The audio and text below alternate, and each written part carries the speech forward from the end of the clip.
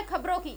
अयोध्या शहर के प्रमुख स्थल चौक स्थित शहीदी स्मृतिका पर अतिक्रमण को लेकर हिंदू योद्धा संगठन ने आपत्ति जताई है। संगठन ने प्रशासन से शहीद स्मृति पर स्वच्छता व्यवस्था उपलब्ध कराने और वहां स्थायी अवैध अतिक्रमण को हटाने की मांग की है। इस संबंध में हिंदू योद्धा संगठन के पदाधिकारियों ने प्रशासन को एक लिखित पत्र सौंपा है। अयोध्या के मुख्य शहर फैजाबाद स्थित चौक घंटाघर में स्थित शहीदी स्मृतिका है, जिसे हटाने के लिए प्रशासन ने प्रबंध नहीं किए हैं। ऐसे में यहाँ गंदगी बनी रहती है।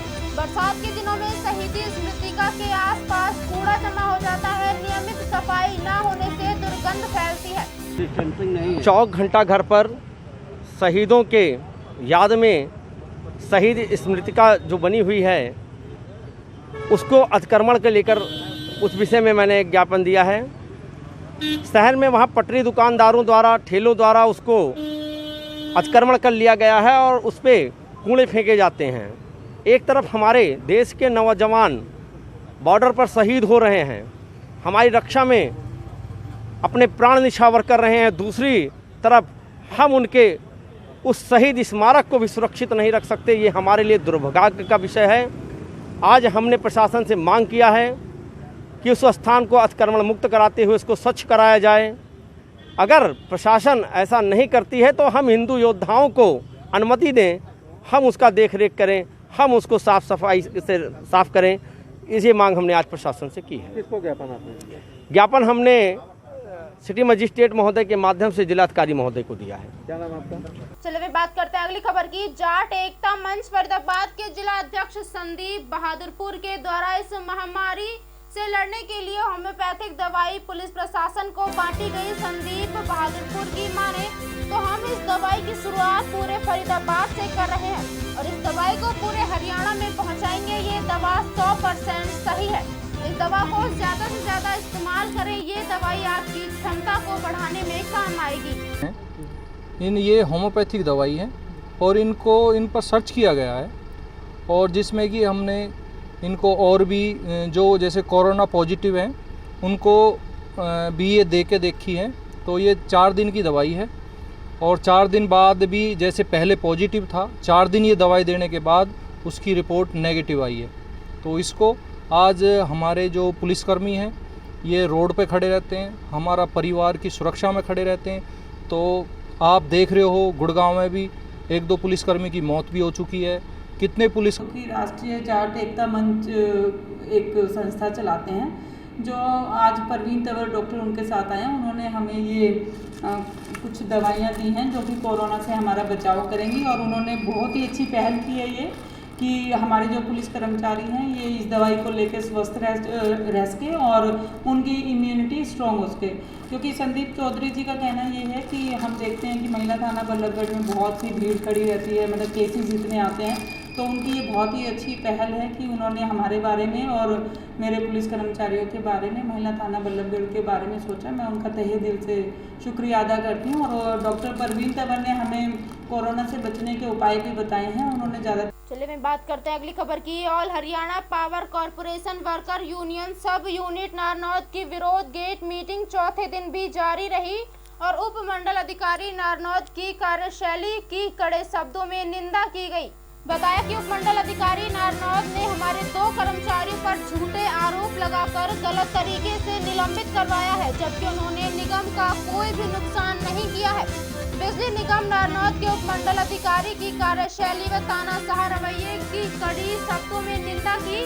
नारनौद यूनिट प्रधान रामंदिया ने कहा कि उप मंडल अधिकारी अपनी गलत हरकतों से बाज नहीं आया तो यूनियन कल शहर में प्रदर्शन करते हुए बिजली उप मंडल अधिकारी नारनौद की कार्यशैली के खिलाफ एसडीएम नारनौद को ज्ञापन देगी और एसडीएम नारनौद के सामने यूनियन अपना पक्ष रखते हुए जो झूठी एफआईआर दर्ज करवाई है उसके खिलाफ एक्शन लेगी। मीटिंग का चौथा दिन है। जो हमारे साथियों के खिलाफ जय ब्रह्मजीत व विजेंद्र डांडे के खिलाफ एफआईआर दर्ज कराई गई थी वो आज तक वापस नहीं हुई है।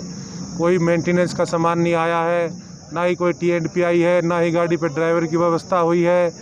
और एसडीओ का किसानों के प्रति, कर्मचारियों के प्रति बिल्कुल नकारा रवैया है। यहाँ पे आए दिन जो तार हैं टूटते हैं, उनके लिए किसी भी प्रकार के टूल का प्रबंध नहीं है, ना ही तार बदलवाने का प्रबंध है। और इसी के एवज में हम कल बड़ा प्रदर्शन करेंगे, एसडीएम साहब को ज्ञापन देंगे। अगर फिर भी हमारी मांग को नहीं माना गया तो हम टूल डाउन, पेन डाउन और बड़ा आंदोलन करने पर मजबूर होंगे, जिसकी जिम्मेवारी एसडीओ नारायण की होगी।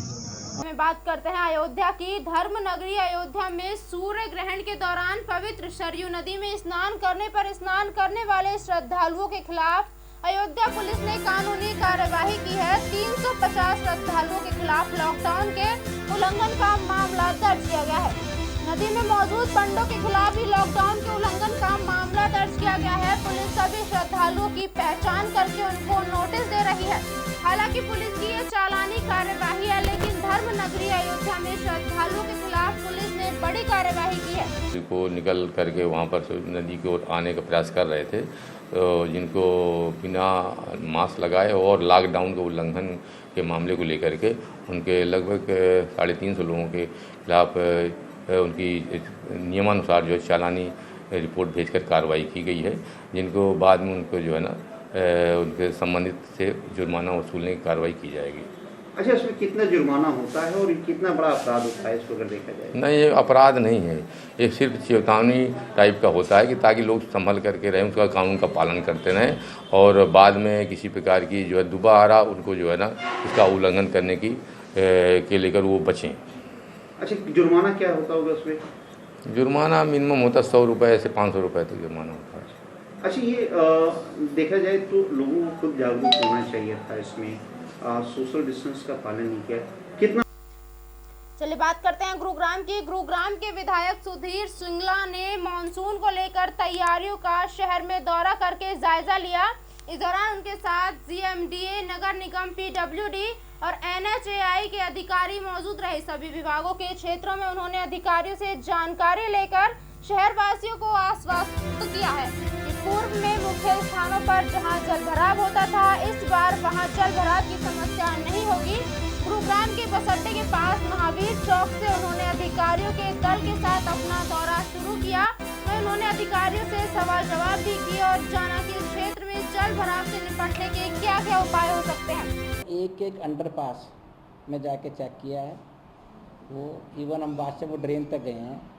2.5-3 घंटे तक हमने सभी विभाग के अधिकारी के साथ करी है। जो कुछ उसके अंदर 2 चीज़ें थी, 2 चीज़ें हमारी पेंडिंग है। जैसे हमारा महावीर चौक पेंडिंग है, अतुल कटारिया चौक पे काम चल रहा है, तो वो कब तक पूरा हो जाएगा वो, और बाकी जो वाटर लॉगिंग की समस्या ना हो उस पॉइंट ऑफ व्यू से, तो उनका व्यवस्था देख के मुझे ऐसा लगा है कि काफ़ी हद तक व्यवस्था ठीक कर ली गई है। वो 1-2 जगह जहाँ मुझे कमियां नज़र आई थी, वहाँ पे हमने एक वैकल्पिक मोटर पंपिंग सेट वगैरह एक्स्ट्रा लगवा दिया गया है, जहाँ पर ऐसा लगता था कि भाई जहाँ पे है। कुछ जगह जैसे होंडा चौक के साइड की रोड जो है उस पर थोड़ा सा ऐसा लगता था जैसे तालाब टाइप जो है वो गड्ढा है, उस चीज़ों को उनको नोट करा दिया गया है। उसके अंदर वो लेवलिंग ठीक हो जाएगी। 1-2 जगह मुझे ऐसा लगा था कि जो अंडरपास है उसके आगे जो स्पीड ब्रेकर हमने इसलिए बनाया था कि ताकि आगे का पानी अंडरपास में ना जाए, तो उसकी पे डिस्कस हुआ है कि शायद वो थोड़ा सा छोटा है, उसकी थोड़ी सी हाइट इंप्रूव कराई जाएगी वो। तो मुझे लगता है कि 2-1 दिन के अंदर ये सारी व्यवस्थाएं जो बाकी हैं वो हो जाएंगी, और इस बार शायद भगवान की कृपा रहे तो ऐसा वाटर लॉगिंग नहीं होगी। तो आज भी जो है मैं पुराने शहर के अंदर, अपने शहर के अंदर जो 5 से बड़ी जगह वाटर लॉगिंग होती है, शीतला माता। चलिए मैं बात करते हैं उत्तर प्रदेश की। हमीरपुर के कांग्रेसी नेता का प्रदर्शन, 69,000 भर्ती मामले में विरोध और प्रदर्शन, डीएम को सौंपा राज्यपाल के नाम ज्ञापन। मामले में की उच्च स्तरीय जांच की मांग। यूपी सरकार पर भ्रष्टाचार और जन विरोधी बताते हुए कांग्रेसियों ने राज्यपाल को संबोधित किया एवं एक ज्ञापन जिलाधिकारी को सौंपा।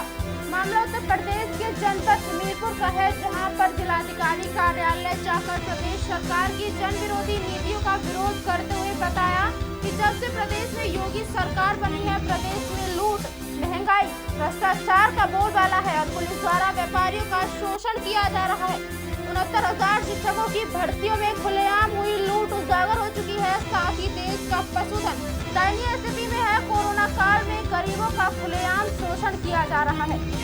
भाजपा सरकार से उन्हें निकाल दिया गया है, तो हमने टीचरों के भेज के लिए जांच करने के लिए हम लोगों ने ज्ञापन दिया है। न निकाला जाए। मुझे आशा हो गया था कि हमें नौकरी मिल गई है, उसके बाद प्रदेश सरकार ने जो उनके साथ घिनौना खिलवाड़ किया है, हमने उनके हित के लिए और उन्हें नौकरी पे रखा। चलिए बात करते हैं अगली खबर की। अनलॉक 1.0 में पानीपत में क्राइम का ग्राफ लगातार बढ़ता जा रहा है, जहां आए दिन चोरी, डकैती, लूटपाट के साथ साथ अब पानीपत जिले में नाबालिग बच्चियां अपने घरों में भी सुरक्षित नहीं है। ताजा मामला पानीपत के गांव बवेल का सामने आया है, जहां एक 16 साल की नाबालिग किशोरी को घर से ही अगवा कर लिया गया। परिजनों ने किशोरी के अपहरण का आरोप पड़ोस के ही रहने वाले 2 युवकों समेत उनके मामा के लड़के पर लगाया है, जो बीती 18 जून को तीनों की साजिश के तहत मामा का लड़का घर वालों की गैर मौजूदगी का फायदा उठाकर बहला फुसलाकर घर से अपहरण करके फरार हो गया। अपहरण की सूचना मिलते ही परिजनों ने थाने में 19 जून को 3 युवकों के खिलाफ नामजद मामला दर्ज करवाया। परिजनों ने बताया कि आरोपी किशोरी के साथ घर में रखी 50,000 रुपए की नकदी समेत घर में रखे गहने भी लेकर फरार हो गए हैं। भाई साहब और भाभी जी काम पे जा रहे थे 18 तारीख को, तो लगभग 5-6 बजे ये 3 लड़के आए घर पे और उन्होंने ज़बरदस्ती गुड़िया को उठा कर ले गए। तो अचानक मेरी मिसेज वहाँ पहुँची तो उसको भी चोट मार कर वो भाग गए, वो बेहोश होकर गिर गई। 1-1.5 घंटे बाद वो होश में आई तो उन्होंने घर पर आ गए सारा मामला हमारे को बताया जी। तो हमने 19 तारीख को आकर नया FIR दर्ज कराई, तो हमारी यहाँ पर कोई सुनवाई नहीं हो रही है। SHO साहब जो लड़कों के नाम लिए हमने लिखवाए हैं, SHO साहब भी ये कह रहे हैं कि ये तो बेगुनाह हैं, निर्दोष हैं, ये तो लगते ही नहीं किसी भी सूरत में कि ये दोषी हैं। प्रशासन हमारा कोई साथ नहीं दे रहा है इसमें। लड़की क्यों? ये 18 तारीख को शाम 5-5:30 बजे की वारदात है। लड़की का नाम प्रीति है और उनके पिताजी का नाम है नरेश जी। लड़की की उम्र है 16 साल जी। ये 13-17 सेक्टर में केस दर्ज कराया जी, और पुलिस अभी तक खाली आश्वासन दिए जा रही है और कोई कार्रवाई नहीं कर रही जी। जाकर उनसे मिलते हैं, बोल देते हैं हाँ जी कार्रवाई कर रहे हैं, कार्रवाई कर रहे हैं, कोई सख्त 19 तारीख को उन्होंने हमारा उसका सेक्टर 13 का थाना लगता है, वहाँ पर उन्होंने कंप्लेंट की थी। FIR हमने दर्ज कर दी है और टीमें लगी हुई हैं, जल्दी उसको करेंगे कोशिश। लड़की का पता लगा है कि वो जो भी था, जो उसको भगा के ले गया, उसका भी पता लग गया। तो टीमें लगी हुई हैं, जल्दी जो भी साइबर की हेल्प होगी या जो भी पॉसिबल हेल्प होगी जल्दी उसको करके और लड़की को लाने का प्रयास करें।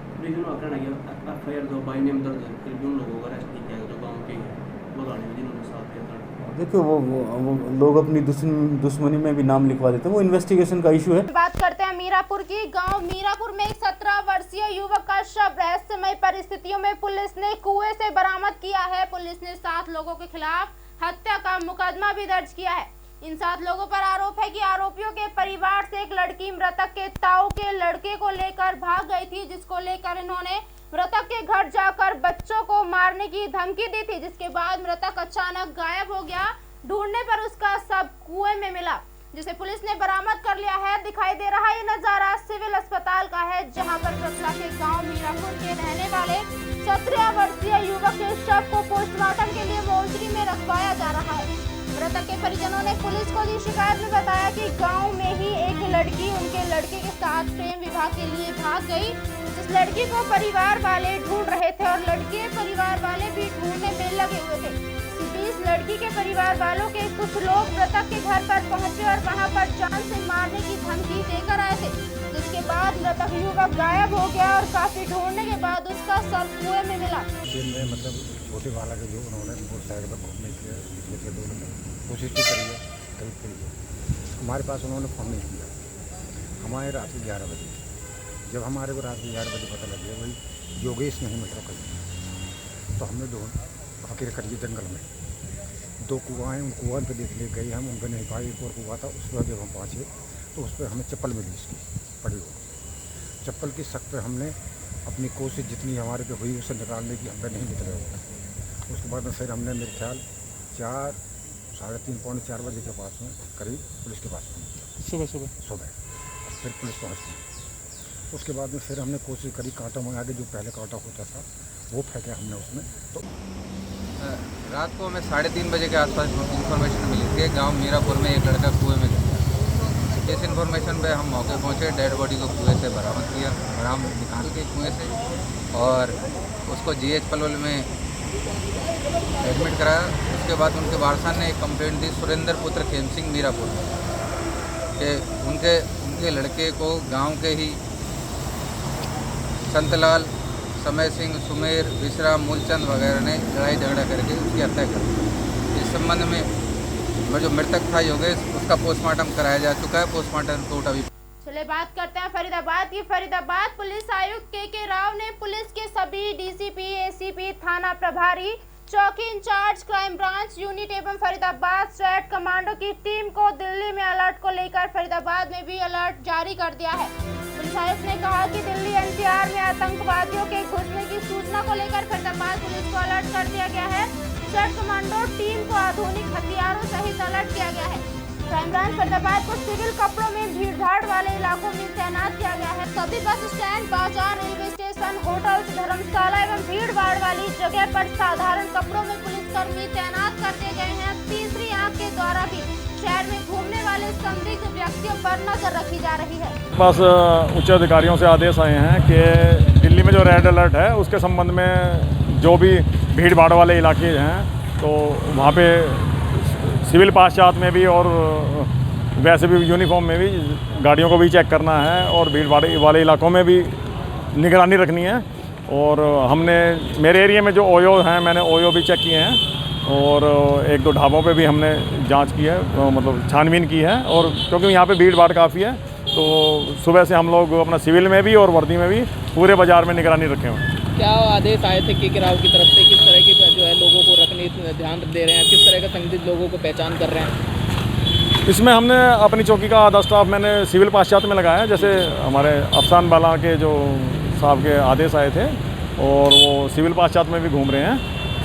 हम जहाँ ज़्यादा भीड़ है वहाँ भी देख रहे हैं और ओयो वगैरह भी हम देख रहे हैं। गाड़ियों में भी हम लोग चेकिंग कर रहे हैं। अब अम्बेडकर चौक पे भी हमने नाका लगाया हुआ है तो पूरी निगरानी है। जैसे हमारे अफसान बाला के आदेश हैं, पूरी निगरानी से हम लोग सतर्कता बरते हुए हैं। चलिए बात करते हैं नारनौद की। नारनौद व बास अनाज मंडी में खराब हुए हजारों क्विंटल गेहूं की अनाज मंडी का दौरा कर उप मुख्यमंत्री दुष्यंत चौटाला ने जांच के आदेश दिए थे, जिसके तहत एक 4 सदस्यीय टीम ने नारनौद व बास अनाज मंडी का निरीक्षण किया, जिसमें उन्होंने अनाज मंडी में खराब बोरियों में तोली गई गेहूं के सैंपल भी लिए गए हैं, जिनकी रिपोर्ट तैयार कर विभाग के उच्च अधिकारियों को सौंपेंगे। उप मुख्यमंत्री शनिवार को नारनौद की दादा देवराज धर्मशाला में लोगों की समस्याओं का निपटारा करने के लिए पहुंचे थे। वहां पर नारनौद बास अनाज मंडी में मंडी के आढ़तियों ने डिप्टी सीएम से मंडी में खराब हुए गेहूं की जांच की मांग उठाई थी, जिस पर उप मुख्यमंत्री दुष्यंत चौटाला ने मौके पर ही चंडीगढ़ मुख्यालय पर हरियाणा राज्य कृषि विपणन बोर्ड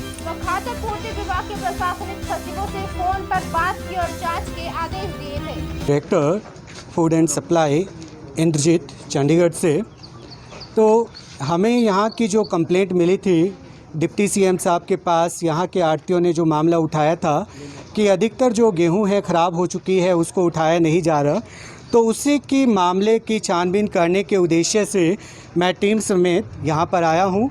और यहाँ पर जो आढ़तियों के प्रधान हैं उनसे मिला, उनको अपना वर्जन रखने के लिए कहा और कहा कि आप रिटर्न में दीजिए। और इसके अलावा जो आढ़ती हैं उनकी भी दुकानों पर और उनका जो स्टॉक पड़ा है उसको चेक किया। कुछ एक के हमने सैंपल भी लिए ताकि जो सही गेहूं है उसको सैंपल लेने के बाद उठाया जा सके।